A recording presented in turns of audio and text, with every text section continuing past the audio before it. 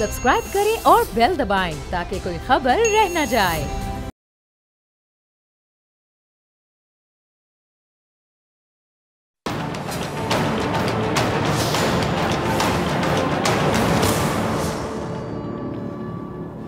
अस्सलामुअलैकुम, मैं हूं डॉक्टर फिजा खान और मैं हूं पाकिस्तान और आप देख रहे हैं ऐसे नहीं चलेगा। ईरान का इसराइल पर हमले का मामला, बेगानी शादी में कौन बना अब्दुल्ला दीवाना, और भारत इंतखाबात के लिए तैयार मगर मोदी घबराहट का शिकार। नाज़रीन, प्रोग्राम का आगाज करती हूँ। पहली बात, गजा में इसराइल की बर्बरियत की वजह से मशरिक़ वस्ता का महाज गर्म है, लेकिन सोशल मीडिया का महाज इससे ज़्यादा गर्म है। अगर मैं कहूँ तो गलत नहीं होगा। कल मैंने अपने प्रोग्राम में एक नुक्ता नज़र पेश किया। इसराइल पर ईरान के हमले के हवाले से मैंने एक गलत फहमी दूर करने की पूरी कोशिश की और ये सेगमेंट सोशल मीडिया पर बहुत ज़्यादा वायरल हो रहा है, जहाँ पर समझदार लोग जो हैं, कह लें सियाने लोग, मामलात को परख कर राय कायम करने वाले लोग मेरे नुक्ता नज़र की हिमायत कर रहे हैं, इसे बेहतरीन करार दे रहे हैं। और वहाँ पे कुछ लोग ऐसे भी हैं सोशल मीडिया पर, बल्कि काफ़ी ज़्यादा, जो कि कुछ समझ बूझ रखते नहीं है, बस कुछ भी बोलते चले जाते हैं, अंधाधुंध तकलीद के हाथों मजबूर होकर वहीं पर वो जो पुराना राग है वो लापते नज़र आ रहे हैं, फतवेबाजी कर रहे हैं। अच्छा, मेरा मकसद क्या था? सिर्फ एक गलत फहमी का अजाला, कोशिश की कि अवाम जिस गलत फहमी का शिकार है वो दूर हो जाए। ये गलत फहमी कह लें या फिर झूठा प्रोपेगेंडा कह लें, जो सोशल मीडिया के नाम नेहाद दानिश्वर पूरा जोर लगाकर फैलाने की कोशिश कर रहे हैं, और वो कह लें कि बेगानी शादी में अब्दुल्ला को दीवाना बनाने के लिए हर तरह का हथकंडा आजमा रहे हैं। कभी उम्मत मुसलमा के नाम का चूरन बेचने की कोशिश करते हैं, कभी मुसलमानों की गैरत की आड़ लेकर अपना काम निकालना चाहते हैं। बड़े सियाने। लेकिन ये टेक्नोलॉजी का दौर है। झूठ को जितने मर्जी आप खुश रंग लिबादों में छुपाएं, झूठ झूठ ही होता है और पकड़ा जाता है, और इसके मुकद्दर में, झूठ के मुकद्दर में काले की लिखी होती है। सच हमेशा सामने आकर रहता है। अच्छा, मेरी भी कोशिश ये कि मैं अपने नाजरीन को हकीकत से आगाह करूं। यही कोशिश कल मैंने की कि नाज़रीन को बताया जाए कि सच क्या है, झूठ से बचाया जाए। कल भी मैंने अपने प्रोग्राम में यही अर्ज़ की थी कि चीज़ों को, हालातों, वाक़यात को किसी तासुब की ऐनक के बगैर देखें, हक़ाइक़ की बुनियाद पर परखें, जज्बातियत को पीछे रख दें, जज्बाती ना हों, हक़ाइक़ देखें, फिर कोई राय कायम करें। लेकिन नहीं जी, हमने तो पहले जज्बात दिखाने, राय तो बाद में कायम करनी है, परखना बाद में, हालातों वाक़यात बाद में देखने हैं, सच क्या है झूठ क्या है, पहले हमने जज्बाती होना है।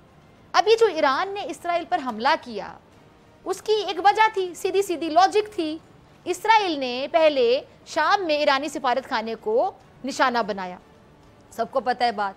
उसमें जो ईरानी हुकाम हैं उनकी हलाकतें भी हुई, और 1 अप्रैल को जब ये हमला किया गया था तो उसी वक्त ईरान ने इसका जवाब देने का इंदिया दे दिया था। ये पता है ना सबको कि ईरान ने जवाब देना था, वाज़े किया था कि वो अपने सिफारत खाने पर होने वाले इसराइली हमले का जवाब ज़रूर देगा मुनासिब वक्त पर। फिर आ गई जी दरमियान में ईद, वो गुजर गई। फिर हुआ क्या कि उसने जवाब दे दिया, 300 बैलिस्टिक मिसाइलों और ड्रोन्स के साथ इसराइल को निशाना बनाया। गो कि इसराइल के दिफाई निज़ाम ने बहुत से मिसाइल फ़ज़ा में तबाह कर दिए, मगर फिर भी इसे नुकसान उठाना पड़ा इसराइल को। अच्छा, हमले के बाद इस वाक़े को सोशल मीडिया के कुछ पंडितों ने अपने मकासद के लिए बाकायदा ख़ास रंग चढ़ाना शुरू कर दिया। इसे उम्मत मुसलमा और कुफर की आखिरी लड़ाई के तौर पे पेश करने की बाकायदा कोशिश शुरू हो गई। अब इसके पीछे भी एक बड़ी गेम थी। इस वाक़े को प्रोमिनेंट करने के लिए, नुमाया करने के लिए, रंग देने के लिए इसके पीछे एक बड़ी गेम थी, एक बड़ी साजिश थी। पाकिस्तान के हवाले से भी एक बड़ा प्लान था, जिसे इस झूठे प्रोपेगेंडे की बुनियाद पर इन नाम नेहाद सो कॉल्ड दानिश्वरों ने अमली जामा पहनाना था। इस पर मैं बड़ी डिटेल में प्रोग्राम करूंगी, और ये जो इनका जो मज़मूम प्लान क्या था ये मैं आपको बताऊंगी, डिटेल में प्रोग्राम करूंगी कि इस खबर को एक ख़ास एंगल देने की आखिर वजह क्या थी और ये हासिल करना क्या चाहते थे। अभी ज़रा मैं अपने मौक़िफ़ की बात करती हूँ, जिसकी सदाकत कह लें, जिसके दुरुस्त होने की गवाहियाँ सफारती ज़राए से भी आ गई।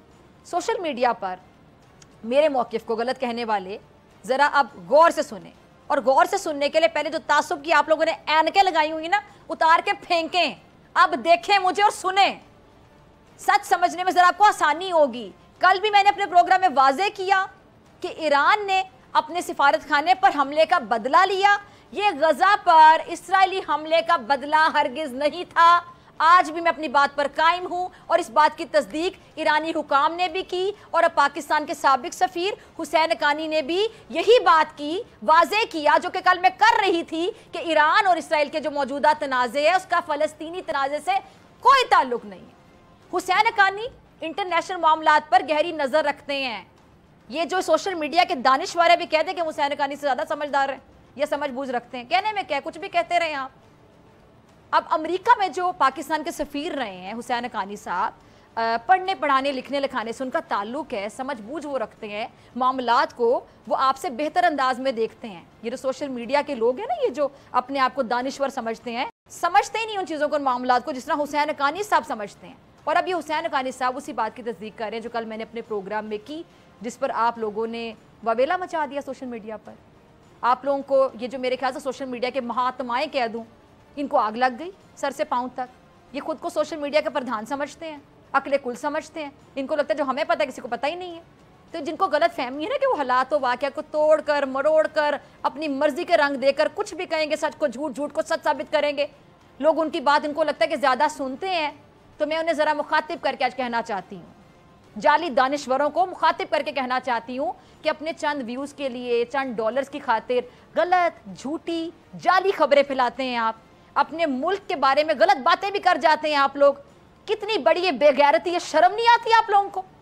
کسی کے پروپیگنڈے کو فروغ دیتے ہیں, شرم نہیں آتی آپ لوگوں کو؟ بے شرم ہو. اور سچی بات یہ کرتے نہیں ہیں, سچ کو بیان نہیں کرتے ہیں, جھوٹ بول کر اپنا قد بڑھانے کی کوشش کرتے ہیں اور کبھی کامیاب نہیں ہوتے ہیں, کیونکہ سچ آخر سامنے آنا ہوتا ہے. جھوٹ ہے, جھوٹ نے تو کھل جانا, تو جھوٹ کے تو پاؤں ہی نہیں ہوتے. اب یہ جو حسین حقانی صاحب نے بتایا ہے سچ کہ ایران کے اسرائیل پر حملے کے حوالے سے انہوں نے حقائق جو بیان کیے ہیں, اور بالکل انہوں نے درست بات کی ہے حسین حقانی صاحب نے کہ اس حملے کا جو فلسطین تنازع ہے اس سے دور پار سے بھی کوئی لینا دینا ہی نہیں ہے. اور ان کی بات میں پراپر وزن ہے کہ ایران اور اسرائیل کے درمیان جو طویل ایک جغرافیائی فاصلہ ہے, آپ ذرا گوگل کریں اس بات کی, آپ خود تصدیق کر لیں کہ دونوں ملکوں کے درمیان کتنے کلومیٹر کا فاصلہ ہے. تقریباً 2000 کلومیٹر کا فاصلہ ہے. جب دو ملک اتنے دور دور واقع ہوں گے تو براہ راست جنگ تو ناممکن ہوتی ہے. اور حسین حقانی کے بقول دمشق میں جو ایرانی سفارت خانے پر حملے کے جواب میں ایران کی طرف سے اسرائیل پر براہ راست حملہ کیا گیا تھا, جس کے بعد مشرق وسطیٰ میں جنگ کے خدشات کا اظہار کیا جا رہا ہے, لیکن ایسا کچھ ہونے کی توقع نہیں ہے. یہ ان کا تجزیہ ہے, جو سمجھ بوجھ رکھتے ہیں, جو آپ سے زیادہ عقل رکھتے ہیں, جن کا آپ سے زیادہ تجربہ ہے اس چیز میں, کہ وہ سمجھتے ہیں معاملات کو. اور کل میں نے بھی یہی بات کی تھی جس پر امت مسلمہ کے نام نہاد ٹھیکیدار تپے ہوئے ہیں. اور اس میں ایسی غلط بات کیا تھی؟ کیا میں نے خدا نہ خواستہ فلسطین کے خلاف بات کی تھی؟ میں پہلے دن سے فلسطینیوں پر توڑے جانے والے جتنے اسرائیلی مظالم ہیں ان کے خلاف کھل کر آواز اٹھا رہی ہوں. میں اپنے پروگرامز میں جتنی بار فلسطین کا ذکر کرتی ہوں, شاید ہی کوئی کرتا ہو. یقین نہیں آتا تو جاؤ یوٹیوب کھولو اور جا کر دیکھو. میں نے تو عید پر بھی کوئی وہ اس طرح کے پروگرامز نہیں کیے کہ سب پتہ نہیں میں بہت خوشیاں منا رہی ہوں زرق برق والے لباس پہن کر. میں نے تو عید پر بھی فلسطینی بہن بھائیوں کو یاد رکھا تھا, فلسطینی بہن بھائیوں کے غم کو یاد رکھنے کی کوشش کی تھی. آپ سے بھی گزارش کی تھی, ریکویسٹ کی تھی کہ کچھ نہیں کر سکتے تو دعا کر لیں ان کے لیے نماز پڑھنے کے بعد. اور میں آواز اٹھا سکتی ہوں, ظاہری بات ہے, میں اس طرح کیا کر سکتی ہوں, اور میں نے ہر بار ان کے لیے آواز اٹھائی ہے. میں ہفتے میں بار بار پروگرام کرتی ہوں ان کے لیے. اور یہ جو بھاشن باز ہے, فتوے باز ہیں, ان کا کیا ہے؟ ان کو نظر تو کچھ آتا نہیں ہے, غور تو یہ کرتے نہیں ہیں, جس پر مرضی اٹھا کر کچھ بھی الزام لگا دیتے ہیں. اور پھر میں دوبارہ ان سے کہتی ہوں کہ سچ سے منہ نہ چرائیں, ظرف پیدا کریں. ظرف پیدا کرنے کے بعد قد بڑا ہوتا ہے, جھوٹ پھیلانے سے نہیں ہوتا. سچ کو سننے کا حوصلہ پیدا کریں, اس سے قد بڑا ہوتا ہے. یہ جو ایران کا حملہ ہے, یہ میں دوبارہ کہتی ہوں, یہ غزہ پر حملے کا بدلہ نہیں ہے. فلسطینی مظلوموں پر جو ظالم ڈھائے جا رہے ہیں, ظلم ڈھائے جا رہے ہیں, اس کا بدلہ نہیں ہے. میں دوبارہ کہتی ہوں کہ ایران کا اسرائیل سے تنازع ختم نہیں ہوگا, یہ بات بھی سچ ہے, مگر وقت کے ساتھ ساتھ کم ہو جائے گا. اور میں نے جو تجزیہ کل اپنے پروگرام میں پیش کیا, جس پہ یہ جو جعلی دانشوروں کو سر سے پاؤں تک آگ لگی ہوئی ہے, اب وہی سفارتی محاذ پر نظر رکھنے والے بھی کہہ رہے ہیں جو میں نے کل بولا کہ اسرائیل کا ایرانی سفارت خانے پر حملہ اپنی طاقت کا اظہار تھا, کہ ایرانی پاسداران انقلاب کے جو لوگ عراق شام میں بیٹھ کر اسرائیل کے خلاف منصوبہ بندی کرتے ہیں وہ انہیں نشانہ بنائیں گے، اور پھر جواب میں ایران نے اسرائیل پر حملہ کر کے ایک ریڈ لائن کھینچ دی کہ تیسرے ملک میں اس کے لوگوں کو نشانہ بنایا جائے گا تو پھر وہ جواب ضرور دے گا، جیسا کہ ایران نے حملہ کر کے جواب دیا اور آپ نے وہ جواب دیکھ بھی لیا۔ اب مجھے یہ بتا دیں کہ اس میں غزہ کے لیے یا فلسطینیوں کے لیے کون سی آواز اٹھائی گئی؟ جب ایران نے جواب دیا تو یہ اس میں انہوں نے فلسطینیوں کے لیے جواب دیا۔ جو غزہ میں نسل کشی ہو رہی ہے فلسطینیوں کی، کیا اس کو روکا ہے ایران نے؟ ایران نے اپنے لیے جواب دیا ہے، ایران نے غزہ کے لیے جواب بالکل نہیں دیا ہے۔ اچھا بڑھتی ہوں اپنی دوسری بڑی خبر کی جانب۔ بھارت کے ہوتے نظر آ رہے ہیں پوری دنیا کو، اور پوری دنیا میں یہ بات زبان زد عام ہونے لگی ہے کہ وہ دن دور نہیں ہے جو بھارت کے ٹکڑے ٹکڑے ہوں گے، اور ایک ٹکڑے کروانے کی بنیاد کس نے رکھی؟ اس شخص نے جس کو آپ اسکرین پہ دیکھ رہے ہیں، جس کا نام ہے نریندر مودی، یا آپ اس کو دریندر مودی بھی کہہ سکتے ہیں۔ ہندوتوا کا شور مچا کر، اکھنڈ بھارت کا جھوٹا سپنا دکھا کر، انتہا پسندی کی پالیسیوں کو فروغ دے کر اس دریندر مودی نے ایسے کام کیے کہ بھارت میں رہنے والوں کے درمیان واضح تقسیم نظر آنے لگی ہے۔ اور جیسا کہ مودی کی جو پالیسیز ہیں جن کی وجہ سے میں آپ سے اس دن بھی پروگرام میں بات کری تھی بڑے کھل کر کہ مودی کی پالیسیز کی وجہ سے امیر سے امیرتر ہوا اور غریب سے غریب تر ہو گیا بیچارہ وہاں پہ، اور اس معاشی تقسیم کے اثرات اتنے گہرے ہوئے ہیں کہ پورا بھارت، پورا انڈیا اب واضح طور پہ 2 بلاکس میں تقسیم ہو گیا ہے۔ ایک طرف جنوبی ریاستیں ہیں، اب ذرا غور سے سنیے کہ جو جنوبی ریاستیں ہیں وہ ترقی کر رہی ہیں، تعلیم یافتہ ہیں، معاشی طور پہ بڑی مضبوط ہیں، اور دوسرا شمالی ریاستیں جہاں غربت ہے، جہالت ہے، بے روزگاری ہے، لوگوں کے پاس کھانے کے لیے روٹی نہیں ہے، اور وقت گزرنے کے ساتھ ساتھ یہ تقسیم بھی بہت گہری اور مضبوط ہوتی جا رہی ہے۔ اب بھارتی الیکشن کی اگر میں بات کروں تو مودی نے ہمیشہ انتہا پسندی کہہ لیں، دہشت گردی کہہ لیں، مسلم دشمنی کہہ لیں، پاکستان کے خلاف بھاشن بازی کو اپنا ہتھیار بنایا انتخابات جیتنے کے لیے، اور اسی بنیاد پر انتخابات جیتے ہیں۔ اور مودی کو ہمیشہ جو کامیابی ہے یہ بھی ذرا سن لیجیے گا شمالی ریاستوں سے ملی ہے، جہاں پر کیا ہے؟ غربت ہے، جہالت ہے، اور اسی لیے مودی اپنے جھوٹے بھاشن سے، ڈرامے بازیوں سے شمالی ریاستوں میں رہنے والے بیچارے معصوم غریب ہندوستانیوں کو آسانی سے بیوقوف بنا لیتا ہے، دیتا ان کو کچھ بھی نہیں ہے، ایسا بھاشن بس بولتا ہے، ان کے جو مذہبی جذبات ہیں ان کو ابھارتا ہے، اور پھر اسے ووٹ میں بدل کر کامیاب ہو جاتا ہے۔ اب مسئلہ کیا ہے؟ مسئلہ یہ کہ خالی یہاں سے کامیاب ہو کر یہ ہندوستان کے سیکولر آئین کو نہیں بدل سکتا، اس کے لیے ضروری یہ ہے کہ بی جے پی جنوبی ریاستوں سے بھی کامیابی حاصل کرے اور بھارتی لوک سبھا میں اتنی اکثریت حاصل کر لے کہ بھارت کے سیکولر آئین کو ہندوازم کے آئین میں بدل سکے۔ اس لیے اس بار مودی کی نظریں جنوبی ریاستوں پر لگی ہوئی ہیں، جہاں کاروبار ہے، بزنس، ترقی کرتی ہوئی معیشت ہے، جہاں کے باشندوں کی فیکس آمدنی باقی ریاستوں سے بہت زیادہ ہے۔ اب اسی لیے نریندر مودی کی رال ٹپک رہی ہے، وہ ان ریاستوں کو قابو کرنا چاہتا ہے، لیکن مسئلہ یہ ہے کہ یہاں کے باسی ایجوکیٹڈ ہیں، پڑھے لکھے ہیں، باشعور ہیں، وہ مودی کی چکنی چپڑی باتوں میں نہیں آنے والے۔ جنوبی اور شمالی ہندوستان کی یہ تقسیم اتنی کلیئر ہو گئی ہے، اتنی واضح ہو گئی ہے کہ اب اس کی وجہ سے ہندوستان کے ٹوٹنے کا خطرہ بھی پیدا ہو چکا ہے، اور یہ بات عالمی جریدے بلومبرگ نے اپنے تجزیے میں کہی ہے۔ میں رپورٹ کے کچھ حصے آپ کے ساتھ شیئر کر لیتی ہوں، ذرا سنتے جائیے گا۔ اس کے مطابق بھارت اس وقت باقاعدہ 2 بلاکس میں تقسیم ہے، جنوبی بلاک ابھرتا اور ترقی کرتا، اور شمالی بلاک پسماندہ ہے۔ جنوبی اور شمالی بلاک کی جو بڑھتی جغرافیائی تقسیم ہے اس سے ہندوستان کے ٹکڑے ہونے کا امکان ہے۔ شمالی بلاک میں ہندی زبان، مردانہ ہندو شناخت کی سیاست اور مسلمانوں پر ظلم و ستم ہے۔ جریدہ یہ لکھتا ہے کہ جنوب نیا ہندوستان ہے جہاں پہ دولت مند ہیں، یہاں سے مودی کی پارٹی کو ووٹوں کا کم حصہ ملتا ہے۔ بی جے پی غریب، زیادہ آبادی والے، دیہی، ہندی بولنے والے شمال پر انحصار کرتی ہے، اور یہ تقسیم انتخابات میں اہم مسئلہ ہوگی۔ طویل مدت میں تقسیم خطرناک صورتحال میں آئینی بحران بھی پیدا کر سکتی ہے اور ہندوستان کی سنگل مارکیٹ کو توڑ بھی سکتی ہے۔ جغرافیائی تقسیم اکثر ممالک کی ترقی پر اثر انداز ہوتی ہے، اور یہ عالمی جریدے کا تجزیہ ہے کہ ہندوستان کی 28 ریاستوں میں سے جنوبی 5 ریاستیں آندھرا پردیش، کرناٹک، کیرالا، تامل ناڈو اور تلنگانہ میں 20% آبادی ہے، اور یہ شہری اور امیر لوگ ہیں، اور بہتر حکومت، اور تعلیم اور املاک کے حقوق بہتر کار کرتے ہیں، اور اس بلاک نے آپ کہہ لیں کہ انٹرپرائز اور بہترین جو مالیاتی نظام ہے اس کو فروغ دیا ہے، اور جنوب کا ہندوستان کے جی ڈی پی میں حصہ جو بنتا ہے وہ تقریباً 31% ہے، اور غیر ملکی سرمایہ کار کاروباری افراد کی پسندیدہ جگہ بھی جنوبی ریاستیں ہیں۔ ملٹائی نیشنل کمپنیز کے جو نمائندے ہیں، ڈیزائنرز ہیں، آرکیٹیکٹس ہیں اور دیگر جو پیشہ ور افراد ہیں، ان کا تقریباً 79% جو مرکز ہے وہ جنوبی ہندوستان میں ہے۔ اور مزے کی بات یہ کہ جنوبی ریاستوں کی سیاست بھی شمال سے بالکل الگ تھلگ ہے۔ یہ لوگ مودی کو بالکل گھاس نہیں ڈالتے۔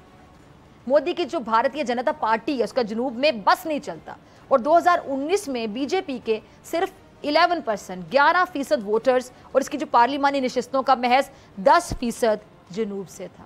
اور اسی لیے تجزیہ کار ہیں اب یہ پریڈکٹ کر رہے ہیں، یہ پیش گوئی کر رہے ہیں، ان کی پریڈکشن یہ ہے کہ مودی کے پاس انتخابی کامیابی کے لیے حقیقی قومی مینڈیٹ نہیں ہے، اور یہ جغرافیائی کشیدگی آخر کار بھارت کو توڑ دے گی، اور پھر ہم دیکھیں گے کہ خالستان بھی بنے گا اور کشمیر بھی بنے گا پاکستان۔ آپ سے ملتے ہیں بریک کے بعد۔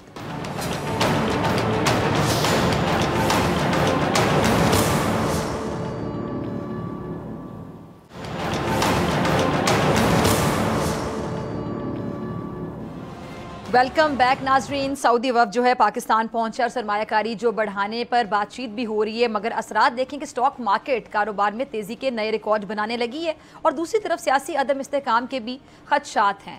پی ٹی آئی سمیت 6 اپوزیشن جماعتیں آپ کو پتہ ہے احتجاجی تحریک کے لیے تیاریاں کر رہی ہیں، تو کیا ملک کی معیشت کو پہلے سنبھالنا ضروری نہیں ہے تاکہ عوام کو ریلیف دینے کی راہ ہموار کی جا سکے؟ اس پہ بات کرنے کے لیے میرے ساتھ سامبا اسٹوڈیوز میں موجود ہیں زرتاج گل صاحبہ، کسی تعارف کی محتاج نہیں، بہت شکریہ زرتاج جوائن کرنے کے لیے، تشریف لانے کے لیے۔ اچھا زرتاج، آپ نے دیکھا ہے کہ ابھی سعودی وفد پاکستان پہنچا ہے، سٹاک مارکیٹ میں ہم نے دیکھا کہ تیزی آ گئی ہے، تو یہ آپ سیاستدان بھی مانتے ہیں اور تجزیہ کار خاص طور پہ معیشت کے حوالے سے بات کی جائے کہ سیاسی استحکام ہوگا تو معاشی استحکام بھی ہوگا، دونوں ایک دوسرے سے جڑے ہوئے ہیں، تو معاشی استحکام آئے گا تو ہی سکون ہوگا۔ آپ لوگ کہتے ہیں آپ لوگوں کو عوام کی فکر ستاتی ہے، تو احتجاجی تحریک جو ہے وہ عوام کو مزید مشکلات کی طرف لے کر جائے گی یا استحکام آئے گا؟ Thank you Faiza, thank you for inviting me. سب سے پہلے تو یہ کہ میں خود اور ہماری جو پاکستان تحریک انصاف ہے، وی ویلکم سعودی ڈیلیگیشن۔ بہت اچھی بات ہے کہ پاکستان میں سرمایہ کاری، اور ظاہری بات آپ کو پتہ ہے فضا، سعودی عرب سے صرف یہ نہیں کہ وہ ہمارے پاس اس لیے تشریف لائیں کہ ہمارے ان کے ساتھ کاروباری معاملات بہتر ہو جائے اور پاکستان میں سرمایہ کاری آئے۔ میں تو خود چاہتی ہوں کہ جتنی مشکلوں سے اس وقت پاکستانی زندگی گزار رہے ہیں، اور آپ کو پتہ کہ ابھی ورلڈ بینک نے بڑی خوفناک فگر دی ہیں، 10 کروڑ پاکستانی اور اس کے بعد 1 اور کروڑ جو ہے وہ غربت کی لکیر سے نیچے چلے گئے ہیں۔ ایسے میں صرف یہ نہیں کہ کاروبار، دوسرا یہ بھی کہ آپ کو پتہ ہے ہمارا تو سعودی عرب میں قبلہ و کعبہ ہے، ہم سب عمرہ کرنے حج کرنے جب وہاں سے جاتے ہیں، اور سعودی عرب کے ساتھ یا چائنا کے ساتھ ہمارے ایسے تعلقات ہیں کہ اس کے بغیر یعنی پاکستان کی جو دوستی اور پاکستان کا جو پائیدار تعلق ہے ہمارا، اس کو تو بالکل اس کو تو میں اس نظر سے دیکھتی ہوں۔ جہاں تک اس کی بات ہے کہ یعنی کوئی بھی محب وطن پاکستانی اس پر تنقید نہیں کر سکتا؟ ناٹ ایٹ آل، بلکہ ایرانی ڈیلیگیشن بھی میرے خیال میں نے سنا ہے کہ آنے والا ہے، اینڈ آئی ہوپ کہ جب ایرانی ڈیلیگیشن آئے تو وہ ضرور پاکستان اس کے اوپر بات کرے کہ ایران گیس پائپ لائن جو ہے وہ کیوں التوا کا شکار ہو رہی ہے، اور انفارچونیٹلی اگر ہماری سائڈ سے وہ نہ بنے تو اس کے اندر کیوں ہمیں پینلٹی دینے پڑے گی، اور ظاہری بات ہے کوئی ہمارے معاملات طے کرنے والا کون ہوتا ہے؟ اگر پاکستان اپنے عوام کی بہتری کے لیے ایران سے گیس پائپ لائن کو کرنا چاہے، سعودی عرب سے تعلقات کرنا چاہے، چائنا کے ساتھ سی پیک کرنا چاہے، اسی طریقے سے اگر ہم رشیا سے سستا تیل کرنا چاہے تو کوئی ہمیں ڈکٹیٹ کرنے والا کون ہوتا ہے؟ سو اس کے اوپر تو تمام پولیٹیکل پارٹی کا یا تمام پاکستانیوں کا، اور یہ تو خان صاحب کا ایک ویژن ہے کہ ہمیشہ سے اس چیز کو آگے لے کر جانا ہے۔ اب جہاں تک یہ بات ہے، ابھی آپ نے کہا کہ کیا استحکام آئے گا اگر ہم یہ 6 پولیٹیکل پارٹی، کیونکہ سیاسی استحکام کے ساتھ ہی معاشی استحکام جڑا ہوا ہے نا، تو الیکشن تو ہو گئے لیکن 45 اور 47 کی بحث سے باہر ہی نہیں آ رہے، تو پھر سیاسی استحکام جب پراپرلی آئے گا تو ہی معاشی استحکام آئے گا۔ اگر یہ اپوزیشن سڑکوں پر ہوگی، آپ سمیت 6 جماعتیں جو ہیں وہ سڑکوں پر تحریک چلا رہی ہوں گی، تو پھر استحکام کیسے آئے گا؟ دیکھیے فضا، میری بات سنیں، اصل میں بات یہ ہے کہ جب آپ کے پاس اسٹریٹ پاور ہے نا، آپ کے پاس عوام کی طاقت، آپ کو پتہ ہے کہ 2 سال سے اور موجودہ الیکشن کے اندر جو پاکستان کے لوگوں کے ساتھ ظلم جبر اور فسطائیت ہوئی ہے، جو ہمارے لیڈران کے ساتھ، خان صاحب کے ساتھ، یا ایون ہمارے ساتھ، میرے اوپر خود 43 FIRs ہیں، سزا صرف یہ دی گئی کہ آپ نے خان صاحب کو نہیں چھوڑا ہے۔ ایسے میں ہاسٹائل سچویشن کے اندر عوام نے 8 فروری کو ووٹ دیا۔ اب عوام بھی سوال کرتی ہے نا کہ اگر میں نے زرتاج گل کو ووٹ دیا یا میں نے XYZ کسی کو ووٹ دیا اور آپ جتوا کسی اور کو رہے عوام کے مینڈیٹ کے اوپر ڈاکہ ڈال کے، تو ابھی بھی रिजल्ट जो है वो चेंज किए जा रहे हैं, तो आवाम तो उसका ज़रूर हिसाब लेगी। दूसरा, आइन की पासदारी के लिए देखें, मुल्क के अंदर जब तक आइन और कानून हुकूमत में बैठे हुए हैं वो कहते हैं कि आप अदालत में मामला हल करें, वो कहते हैं साबित करके दिखाएं। अच्छा, सबसे पहली बात तो ये कि ट्राइब्यूनल में सबसे ज़्यादा इस वक्त केस पीटीआई के हैं, और पाकिस्तान तहरीक इंसाफ सिर्फ नहीं, मीडिया ने भी दिखाया, तमाम NGOs ने भी दिखाया, तमाम इंटरनेशनल ऑब्जर्वर्स ने भी दिखाया, इसके अलावा डॉक्यूमेंट्रीज इसके ऊपर बनी। इसके अलावा चाहे वो अचकज़ई साहब की पार्टी है, चाहे मंगल साहब की पार्टी है, चाहे मौलाना फजल रहमान है, तमाम लोगों ने कहा कि मौजूदा 8 फरवरी को जो इलेक्शन हुआ उसका मैंडेट पाकिस्तान तहरीक इंसाफ के पास था, तो उनको दे नहीं दिया गया। दूसरी बात ये, तक आपको नहीं लगता ज़रदार इंतजार करना चाहिए? नहीं, मैं PTM की बात आपको करना चाहती हूँ। अगर वो ये कहते हैं ना कि हम इंतजार करें, अगर हम इंतजार करें, सबसे पहली बात ये कि उन्होंने अपना रवैया दुरुस्त किया है। अगर आप पाकिस्तान की फेडरेशन को जोड़ने के बजाय तोड़ने की बातें करें, मैं और आपकी अना तो बहुत छोटी है ना, असल तो बात है पाकिस्तान की। पाकिस्तान की खातिर खान साहब इस वक्त जेल के अंदर बैठे हुए हैं। हमारा तो जाती कोई झगड़ा नहीं है किसी के साथ, ना मेरा जमीन के साथ तो कोई झगड़ा नहीं है, जायदाद का तो कोई झगड़ा नहीं है, सियासी मामलात है ना। सियासी मामलात के अंदर अगर आप जो हैं पाकिस्तान की फेडरेशन को खुदा न खास्ता तोड़ने की बातें करें, अभी KPK के बाकायदा सेनेट के इलेक्शन के बगैर ही, हमारे सेनेटर्स के बगैर ही आपने चांद राशि यानी ईद से एक दिन पहले आप लोगों ने 9 बजे इजलास बुला के पूरे KPK, पूरे पाकिस्तान में से 1 यूनिट सुबह को आपने गायब कर दिया और आपने उनको वोट का हक नहीं दिया। फिजा ज़्यादा से ज़्यादा हम हार जाते हैं ना, यानी हमने तो पंजाब के इलेक्शन में भी हिस्सा लिया, हमने उसमें भी लिया, नेशनल असम्बली में भी, तो हम ज़्यादा से ज़्यादा हमारी सीटें कम थी क्योंकि ये तो सारी जमातें इकट्ठे हैं, हम अकेले थे। ज़्यादा से ज़्यादा देखिए ना, KP में अदालत का भी हुक्म था ना कि हलफ लें, आपने उस हुक्म को भी फॉलो नहीं किया। अदालत के हुक्म के बगैर तो यहाँ पे टेक्नोक्रेट्स और जो उसकी जो सीटें थी रिजर्व सीट्स की, वो भी तो नेशनल असेंबली में सारी दे दी गई ना, पंजाब असेंबली में भी दे दी गई है। और मौजूदा आपको पता है कि लेकिन रिजर्व सीट तो मामला देखिए ना, आप लोग आपने उस पार्टी का इंतखाब किया, फिर आपने रिजर्व सीट्स के लिए मामले में तो फिर आपकी तरफ से भी गलती की गई ना, कि लिस्टें पहले जो जमा करवानी थी। जी जी, अभी आपको पता है कि KPK में इस वक्त रिजर्व सीट के ऊपर कौन कोर्ट के अंदर गया हुआ है? जी, नून लीग और मौलाना फजल रहमान की पार्टी आपस में गई हुई है कि वो आपस में बंदर बांट के ऊपर जो PTI की जो वो है सीटें हैं उसके ऊपर आपस में बंदर बांट करके वो कोर्ट के ऊपर गई कि हमें कम मिली है के खिलाफ ना। जी, दूसरी बात ये कि क्या पाकिस्तान तहरीक इंसाफ ने अपनी मर्जी से फैसला किया कि हमने किसी और जमात में इल्हाक करना है?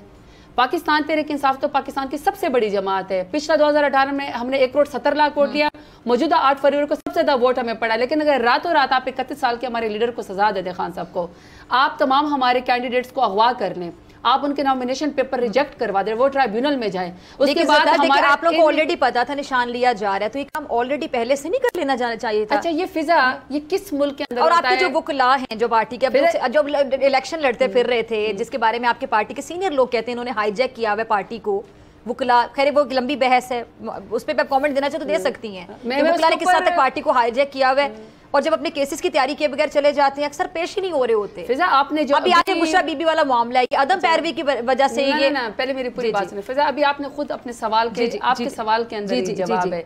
आपने कहा कि जब पाकिस्तान तहरीक इंसाफ को या मुल्क को पता था कि हमारी पार्टी का निशान छीनने वाला, क्योंकि आप लोग बताते थे ना बार बार, नहीं, कहते हैं पता था। इसका मतलब है कि सिस्टम हमारे खिलाफ था। इसका मतलब है कि ये तय कर लिया गया था बंदरबाजों के पीछे कि पाकिस्तान तहरीक इंसाफ का मैंडेट चुरा के इसके लीडर को जो है वो पहले उनके ऊपर बाकायदा एक अटैक किया गया। को आप भूल रही है ना फिजा, पहले मेरी पूरी बात सुन लें। इंट्रा पार्टी जो इंतखाबात है, जब आपके रहनुमा ने खुद माना कि उसमें गलती हुई, उसको भी तो हम फिर प्लीज जी।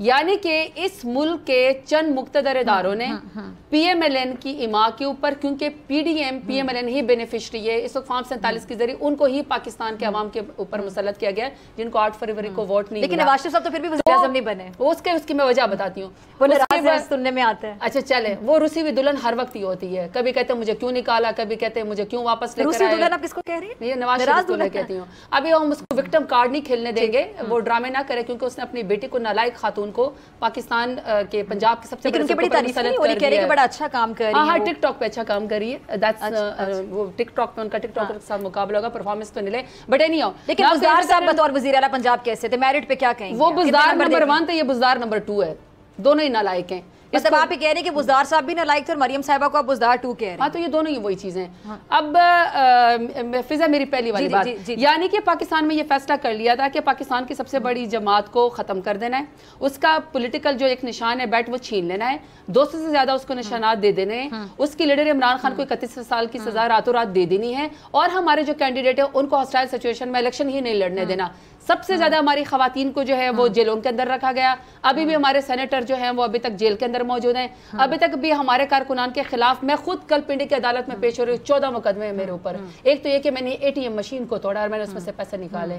जब मैं 9 मई को डेरा गाजी खान में मौजूद थी तो पूरे पंजाब में क्या मैं उड़ के गई जो मेरे ऊपर 43 FIR करा दी गई? तो अगर हमें पहले से पता था, अगर हम ये चीजें पहले कौम रही होती तो फिर अवाम को 70 बिलियन का पूरा इलेक्शन करवा के ढकोसला दिया क्यों है? लेकिन ज़रदार 9 मई गलती थी पार्टी की तरफ से, तो इतना तो आप मानती हैं ना? मेरा ख्याल है कि 9 मई की तो इंक्वायरी होनी चाहिए, और जब इंक्वायरी होगी तो उसके अंदर आपको PMLN नहीं मिलेगी, क्योंकि PMLN अल्टीमेट बेनिफिशियरी है 9 मई की। पाकिस्तान तहरीक इंसाफ को तो और जिनको पकड़ा हुआ है वो लोग कौन तो नुकसान हुआ, जो लोग हैं उनकी तो शिनाख्त हो गई ना, वो लोग तो PTI को रिप्रेजेंट कर रहे हैं। फिजा मेरी बात सुने, उनमें से PMLN का बंदा तो कोई नहीं निकला। जिन लोगों को उकसाया गया, जिन लोगों को हमारी सफ़ों के अंदर डाला गया, मतलब PMLN वाले जबरदस्ती उनको वहाँ पे कोर कमांडर हाउस ले गए थे, आप ये कह रही PTI वालों को? फिजा देखिए, मैं तो फिर ये तो फिर बड़ा सेंसिटिव मामला है ना। मैं तो अभी अगर फोर्ट्रेस पे भी पिछले दिनों गई हूँ, वो बच्चे जो झूले लेने की खातिर भी जाते हैं ना, आप फोर्ट्रेस के अंदर झूले लेने के लिए स्टेडियम के अंदर भी घुस नहीं सकते जब तक आप 10 दफा जो है अपना वो न करवा ले, चेकिंग न करवा ले। So there are many questions. 9 May frame किया गया था पाकिस्तान तहरीक इंसाफ को हमें डिस्क्रेडिट करने के लिए, क्योंकि PMLN को अल्टीमेट बेनिफिशियरी बिठा के आवाम के सर के ऊपर बिठाना था, and that's what happened. Inquiries की होनी चाहिए।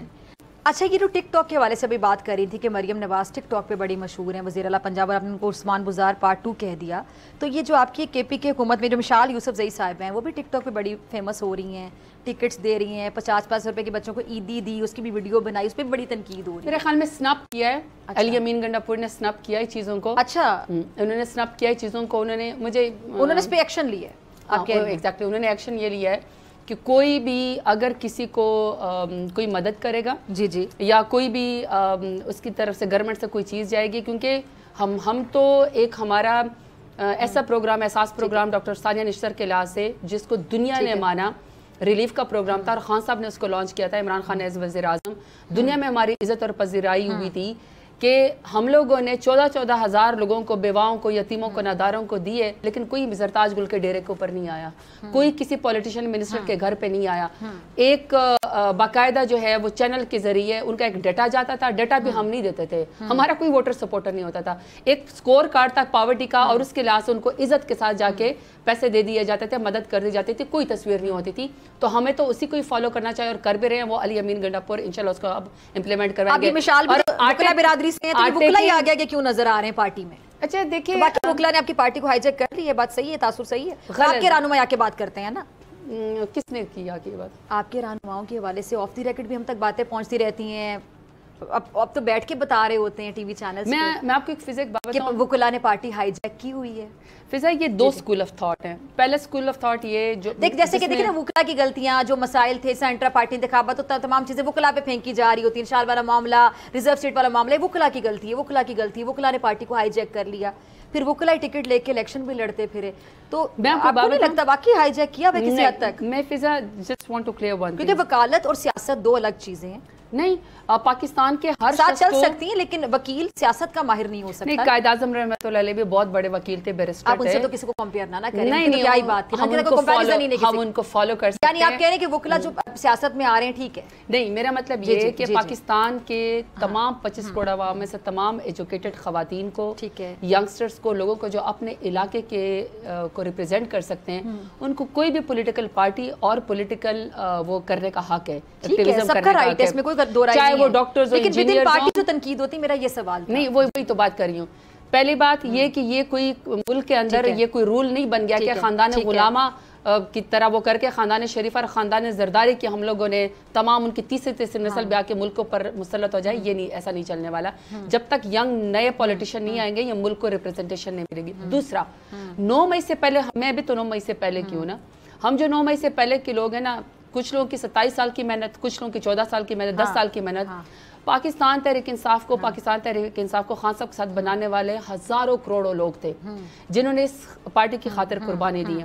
9 مئی کے بعد فریم کر کے جس طریقے سے ہماری پارٹی کو ختم کیا گیا, کارکنان کو, لیڈران کو اریسٹ کر کے ختم کیا گیا, علاقہ بدر کیا گیا, اس کے بعد اگر کوئی آپ کے ٹی وی چینل کے اوپر یا آپ کے ساتھ اگر کوئی پاکستان تحریک انصاف کا یا خان صاحب کا مقدمہ آپ کے سامنے لڑ سکتا تھا نا, تو وہ ہمارے وکیل تھے. ان وکیلوں کا بھی شکریہ کہ انہوں نے اس گیپ کو فل کیا, اور ہماری بھی قربانی جو پہلے سے خان صاحب کے ساتھ کھڑے تھے. اب یہ وہ پولیٹیکل پارٹی بن گئی ہے جس میں بہت خوبصورت کمبینیشن ہے کہ جن لوگوں نے اپنی لائلٹی ثابت کرنی ہے وہ اس پارٹی کے اندر رہ گئے ہیں. ایک تو کارکنان بڑے پکے سخت جان نکلے, کہتے تھے نا یہ ممی ڈیڈی ہے. پاکستان تحریک انصاف وہ واحد جماعت ہے جس نے ثابت کر لیا کہ اس کا جو ورکر ہے نا وہ جھکتا اور بکتا نہیں ہے. اس کے لیڈر خان صاحب نے بھی ثابت کر دیا کہ یہ جھکتے اور بکتے نہیں ہے, پاکستان کا مقدمہ لڑتے رہیں گے. اور پاکستان میں آپ کی پارٹی میں کچھ ایسے لوگ بھی تو تھے نا, مجھے یاد آ گیا شہباز گل جیسے لوگ بھی تھے جن کو پیرا شوٹر آپ کی پارٹی میں اس وقت کے لوگ بھی کہتے تھے. اب مجھے یاد ہے آپ کی پارٹی کے بڑے ایک سینئر, بہت ہی سینئر نام ہے, انہوں نے مجھے آف دی ریکارڈ یہ بتایا کہ, اور یہ تب کی بات ہے جب آپ کی حکومت تھی, شہباز گل سے بڑا پرابلم تھا پارٹی کے کچھ لوگوں کو جو پرانے ورکرز تھے کہ یہ شہباز گل صاحب ہمیں مین لیڈرشپ سے دور رکھتے ہیں. اب کہاں ہیں گل صاحب, وہاں بیٹھ کے بی لوگ کرتے ہیں. چلیں لیکن ایسے لوگوں نے پارٹی کو نقصان پہنچایا آپ کے مطابق؟ نہیں پہنچایا. شہباز گل ہے یا اور بھی بہت سارے لوگ ہیں, جتنی سختی ان کے اوپر گزری ہے اس کے باوجود بھی انہوں نے خان صاحب کا ساتھ نہیں چھوڑا. میں آپ کو بتاؤں لیکن پاکستان چھوڑ دیا. نہیں, وہ کچھ لوگوں کو چھوڑنے پہ بھی مجبور کر دیا جاتا ہے, اور وہ یہاں پہ بیٹھ کے انہوں نے سارے مقدمے لڑے ہیں. وہ جب بیچارے ایک جیل سے نکلتے تھے دوسرے جیل میں ان کو پکڑ لیا جاتا تھا, دوسری تھانے والا آ جاتے تھے. یہ تو پاکستان میں ویسے بھی مذاق تھا. جو آپ کو پسند نہیں ہے پولیٹیکل بندہ پٹیا کہ اس کے اوپر آپ ایف آئی آر ڈال دو. لیکن ایک بات یہ اگر ایکسیپٹ کرنا چاہیں کہ آپ کو لگتا ہے کہ کوئی غلطیاں آپ کی پارٹی سے بھی ہوئی ہوں گی؟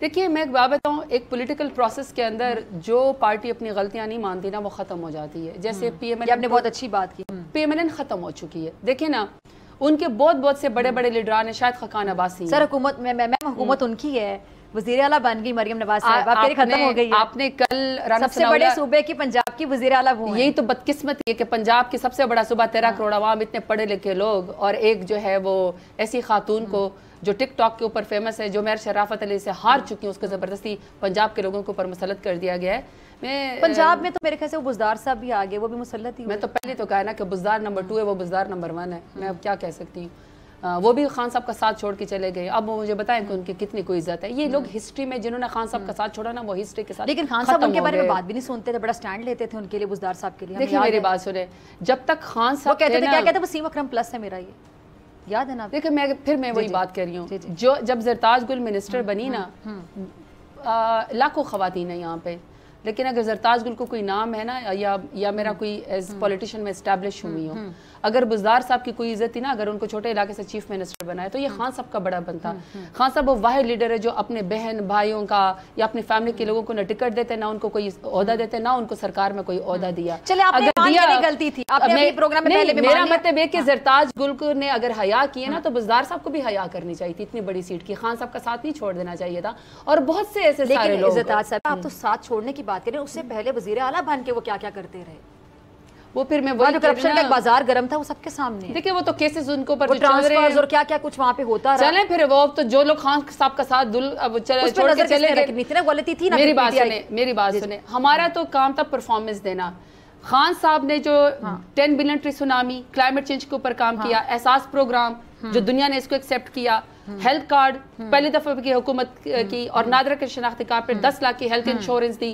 حالانکہ پچھلے سیاستدان تو اپنے علاج کرانے بھی لندن جاتے تھے. آخری چیز, ٹھیک ہے جی, تمام لوگوں کے لیے ایک ایجوکیشن 1 سلیبس, ٹھیک ہے, چھوٹے علاقے سے وزیر اعلیٰ کو بنانا.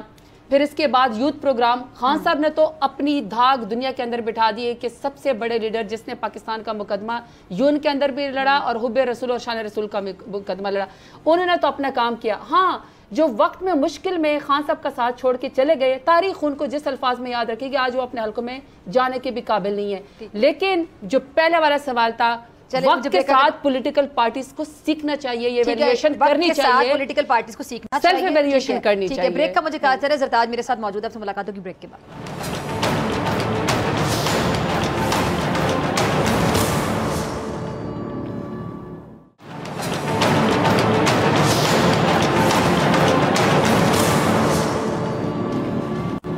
वेलकम बैक नाज़रीन। जरताज गुल साहिबा मेरे साथ मौजूद हैं। जरताज, एक बार फिर से बहुत शुक्रिया ज्वाइन करने के लिए, स्टूडियो से तशरीफ़ लाने के लिए। अख्तर मेंगल साहब की पार्टी, फिर मौलाना फजलुर रहमान साहब और पीटीएम इत्तेहाद जब बना था, मौलाना साहब भी बिल्कुल फ्रंट पर थे।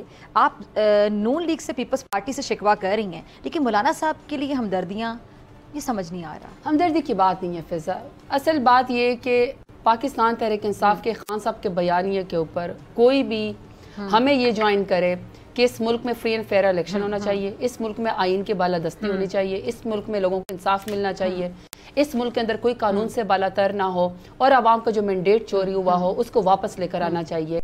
मेरे ख्याल में उसमें जो भी हमारे कॉज के साथ शामिल होगा, हम उसके साथ बैठने को तैयार हैं, क्योंकि पाकिस्तान के लोग 25 करोड़ आवाम जीते जागते लोग हैं, वो जो फैसला कर रहे हैं 5 साल के बाद उनके पास कोई हथियार तो नहीं होता ना, वोट की पर्ची। लेकिन जरताज, आप लोग कहते हैं कि नून लीग ने और पीपल्स पार्टी ने मुल्क को नुकसान पहुंचाया। आपकी पार्टी का एक सीधा स्टैंड ये था, और आप लोग जब आए थे आपने कहा हम तब्दीली लेकर आएंगे, हम चेंज करेंगे सिस्टम को। मौलाना साहब ने भी फिर नुकसान नहीं पहुंचाया आप लोगों के मुताबिक। मौलाना साहब को डीजल कहते रहे, आपके बानी चेयरमैन इस तरह के नारे लगाते रहे। डीजल का खिताब तो ऑन रिकॉर्ड अगर आप पार्लियामेंट की प्रोसीडिंग्स निकाले तो वो तो ख्वाजा आसिफ ने उनको दिया हुआ है, लेकिन रिपीट आप लोग बहुत ज्यादा करते थे। आप वो अलग बात है कि अभी हाल ही में कहा कि नहीं कहना, ये नारा लगा भी दिया गया और कहा गया कि नहीं लगाना, नहीं भी कहना। दूसरी बात ये कि मैं सिर्फ ये पूछना चाह रही हूँ कि अब आपको लगता है कि अब बिल्कुल नीट एंड क्लीन है वो, क्योंकि पहले भी डीजल भी आप लोग कहते थे, अब आप उनको सही भी कह रहे हैं, उनके साथ भी खड़े हैं, तो बाकी सब ठीक है, मतलब आगे चलने के लिए आप लोग इकट्ठे अब एक पेज पर हैं। फिजा, जब आइन की बालादस्ती के लिए, कानून की हुक्मरानी के लिए, तमाम लोगों के लिए यकसा इंसाफ के लिए, फ्री एंड फेयर इलेक्शन के लिए और अवाम का मैंडेट वापस लाने के लिए अगर कोई आपके साथ बैठता है तो इसका ये मतलब तो नहीं कि आप उसकी पॉलिटिकल आइडियोलॉजी के साथ बिलीव करना शुरू करें। उनकी अपनी पार्टी है, हमारी अपनी पार्टी है, लेकिन ये जो हमारा एजेंडा है ये बहुत ज़बरदस्त है। फिर सबसे बड़ी बात ये कि उमर अयूब साहब ने जब वहाँ पे ज्वाइन किया पेशीन के अंदर, ठीक है, बलोचिस्तान के अंदर, और इसी तरीके से बलोचिस्तान का इंतखाब क्यों किया गया, वहीं से क्यों? मैं अब आपको वही कहने वाली हूँ। वहाँ उन इलाकों में उन्होंने 40 साल के बाद, साहिबजादा साहब भी जब ये गए, उन्होंने वहाँ पे 40 साल के बाद, जहाँ पे हर वक्त मतलब मेरे मुंह में खाक, जहाँ से इंडिपेंडेंट बलोचिस्तान की बातें आती थी, महरूमी बहुत ज़्यादा है, पीछे उनको रखा गया है, वहाँ पे पाकिस्तान जिंदाबाद के नारे वो लगा के आए हैं पेशीन जलसे के अंदर। उस प्लेटफॉर्म के अंदर वो जो अपने आप को कहते थे कि हमने इंडिपेंडेंट करना है, ये बहुत बड़ी अचीवमेंट है कि इसी प्लेटफॉर्म के अंदर आइन की कानून की बालादस्ती के साथ साथ अवाम का मैंडेट के वापसी के साथ साथ ये भी बात करना कि पाकिस्तान है तो हम हैं, पाकिस्तान की फेडरेशन की अलामत और पाकिस्तान का झंडा ही हर जगह लहराया जाएगा। ये बहुत अच्छी शुरुआत है। दूसरी बात ये कि किसी के गुनाह नहीं धुलते, हर शख्स ने अवाम के पास जाके वोट के जरिए अपना हिसाब देना है। और अगर 5 साल के बाद जो मैंने कहा कि अवाम के पास एक ही हथियार है, उनके पास खुदा ना ख्वास्ता कोई बंदूक या कोई तोप तो नहीं है ना, उन्होंने वोट है, उन्होंने वोट है, और वोट के जरिए। और मैं एक बात बताऊँ फिजा, मैं तो इस दफ़ा पाकिस्तान को इसलिए शाबाश देती हूँ कि जिस तरह के इस दफ़ा के हालात थे कि हर शख्स के ऊपर पर्चा हो रहा है, हर शख्स आरओ के दफ्तर के सामने मेरे प्रपोजल और सेकेंडर जो है वो उठा लिए गए, किसी को मेरे वकील तक को जाने की इजाजत नहीं थी। अगर मैं जलसा करती थी या मैं जुलूस निकालती थी तो हमारे ही जुलूस निकाल देते थे, स्पीकर गायब, स्टेज गायब, जो मेजबान है उसके बंदे उठा लिए जाते थे। उसके बीच में अगर पाकिस्तान की इतनी बड़ी आवाम की तादाद 8 फरवरी को वोट के जरिए अपना पॉइंट ऑफ व्यू का इजहार करे, इसका मतलब कि पाकिस्तानी कितने ऑप्टिमिस्टिक हैं, पाकिस्तानी कितने बाकमाल हो गए कि हॉस्टाइल सिचुएशन में भी वोट के जरिए तब्दीली लाना चाहते हैं। वोट की बात करी, अवाम के जो मसाइल हैं वो तो पार्लियामेंट में हल होते हैं, सड़कों पे तो हल होते नहीं है, ये आपको भी पता है। आप लोगों ने जब आपकी 2018 में हुकूमत आई थी तो जीतने वाला हारने वाला तो कभी भी नहीं मानता कि वो हारा है। मुझे याद है 13 में जब हुकूमत आई थी नून लीग की, तो तब आप लोगों ने कहा ये धांधली हुई है, फिर आप लोगों ने 126 दिन का यादगार धरना दिया था, 14 में आपको याद होगा हल्के खोलने का मुतालबा किया गया था, फिर 18 में आपकी हुकूमत आई थी। तो अभी इलेक्शन के रिजल्ट्स अनाउंस हो रहे थे, उससे पहले मैंने देखा कि पीपल्स पार्टी वाले, नून लीग वाले टीवी पर आते हैं, कहते सेलेक्ट कर लिया गया। फिर आपकी जितनी देर हुकूमत चली सिलेक्टेड के ताने आप लोगों को पढ़ते रहे। अब 24 में भी कोई नहीं मान रहा नताइज को, तो ये सिलसिला तो चलता है। मैंने अपने होश में जितने इंतखाबात देखे, कोई नहीं मानता हारने वाला कि वो हार के है, तो ऐसे हम कैसे तब्दीली लेकर आएंगे, कैसे चलेंगे? इसीलिए तो हमें तो मेचोरिटी का मुजाहरा करना है। तैयब उर्दवान के हम एग्जांपल देते हैं, आपकी पार्टी भी बड़ा देती थी, आपके बानी चेयरमैन भी देते थे। अब देखिए उन्होंने हार को मीनों तस्लीम किया है, उन्होंने बल्कि बोला कि मेरा टर्निंग पॉइंट है, मैं देखूंगा, हम अपने गिरेबान में झांक के देखेंगे हमसे क्या गलतियां हुई है। जो बल्दियाती इंतखाबात में उन्होंने हार तस्लीम की। मैं आपको बताऊं फिजा, ये बहस इस मुल्क के अंदर चलती रहेगी, कोई किसी को नहीं मानेगा। گا جب تک کہ فری اینڈ فیئر الیکشن نہ ہو. جب ہماری حکومت تھی نا تو ہم اس لیے الیکشن کے اندر چینجز لے کر آ رہے تھے. ہم نے کہا کہ الیکٹرانک ووٹنگ ہونی چاہیے, کوئی مردوں کو جو ہے وہ ووٹ نہ ڈال سکے. ای وی ایم مشین کی ہم نے بات کی. ہم نے کہا اوورسیز پاکستانیوں کو ان کا حق دیا جائے کہ وہ اپنے مین لوگوں کو یا پاکستان کے لوگوں جو ہے وہ اس کے اندر ووٹ ڈال سکے. لیکن آگے پڑھنے کے بجائے پیچھے چلے کہ کیسے الیکشن والے دن سارا نیٹ ورک ختم کر دیا, اس سے کہ جی لا اینڈ آرڈر کا ایشو ہے, ڈبے لے کر بھاگے جی لا اینڈ آرڈر کا ایشو ہے, آرز کے دفتر یرغمال تھے جی لا اینڈ آرڈر کا ایشو ہے, ہمارے پیپر ایکسیپٹ نہیں ہو رہے. کچھ تو آ رہے ہیں, ان کے وکیل آ رہے ہیں یا ان کے ڈول ڈمکوں کے ساتھ پی ایم ایل این کے لوگ آ رہے ہیں, وہ اپنے نومینیشن پیپر جمع کرا رہے ہیں. نواز شریف وزیر اعظم کیوں نہیں بنے؟ ان کا تو باقاعدہ ایڈ آیا تھا. ہو سکتا ہے کہ انہوں نے تمام اخباروں نے یہ کہہ دیا تھا کہ اگلے وزیر اعظم وہ ہیں, اور لگ رہا تھا کہ وزیر اعظم بننے لگے ہیں. شہباز شریف نے بیٹر ڈیل کر لی ہوگی. چلے زرتاد, بہت شکریہ آپ کے تشریف لانے کے لیے, اور ناظرین اسی کے ساتھ مجھے دیجیے اجازت. آپ سے ملاقات ہوگی انشاءاللہ کل سیم ٹائم سیم چینل. اگر زندگی نے وفا کی دعاؤں میں یاد رکھیے گا, اپنا بہت خیال رکھیے گا. اللہ نگہبان.